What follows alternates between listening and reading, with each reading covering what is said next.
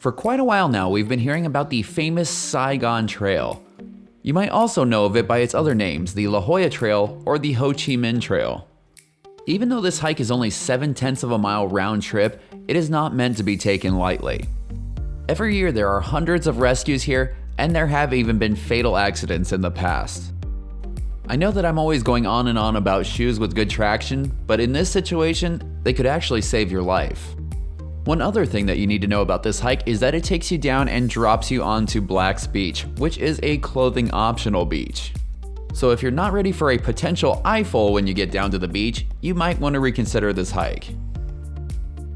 It was our first time on this trail and we were kind of thinking that we had to climb this hill because we saw some people at the top. Luckily that wasn't the case and we were going to be heading down into a valley. Shortly after dropping down into the valley, we came to our first obstacle, which was this balance beam. We had no idea how long this had been there, but it looked like it was in pretty good shape. At least if you don't have very good balance, you're only going to be falling down about a foot. From there, you're going to be continuing into an area full of really lush plants. In fact, that's where this trail gets its name from. This short hike has been in use since the early 1960s by surfers as a quick way to get down to the beach. Some of these surfers were in the military and they had returned from Vietnam. According to local legend, the lush plant life here reminded some of the veterans of Vietnam, and the Ho Chi Minh Trail or Saigon Trail was born. On a side note, if you happen to be past, present, or even future military, V and I would like to thank you for your service. This is the part of the trail where the danger really starts to creep in. For the remainder of the hike down to the beach, you're going to be walking along a ledge that drops down into a slot canyon. We wouldn't even recommend attempting this trail in wet conditions. The entire hike is going to be way too slippery. The only time you'll have any protection from this drop is when you drop down into this neat little slot. It's pretty amazing how many times the scenery on this trail changes, especially when you consider that it's just over 3/10 of a mile each way. Soon we were back up on those ledges again. These ones are a little closer to the bottom of the slot, but they were quite a bit more narrow and some of them even sloped towards the cliff. One of the good things about this hike is that you can see the beach almost the entire time, so it gives you a little bit of an idea how much further you have to go. But even as you get close, you need to not let yourself get too cocky because one of the trickiest spots that we found is right at the bottom. Once we got almost all the way to the bottom, we found our last obstacle, and this was a very thick rope that was tied to a tree root. We were going to have to use this rope to get down one of the slipperiest hills that I've ever tried to go down or up. I wouldn't even attempt this hill in wet conditions. It was just slightly damp and it was already as slippery as ice. In fact, as you can see here, V slipped and ended up doing the splits. She pulled a muscle in her leg, but luckily she was okay.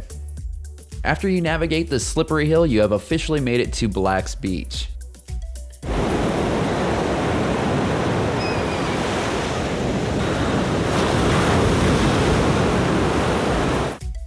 It is definitely a beautiful beach and it'd be a nice place to hang out.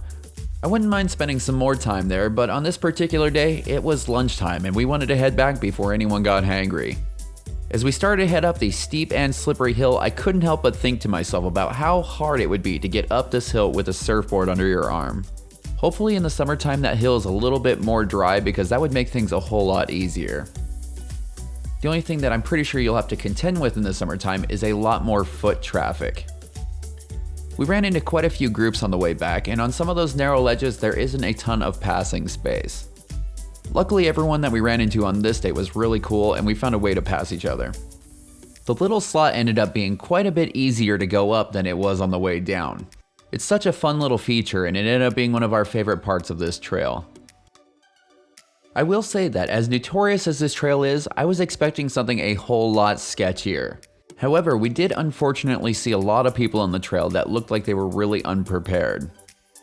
I have a feeling that it's somewhere between poor footwear choices and people just not knowing what to expect that cause all the injuries on this trail.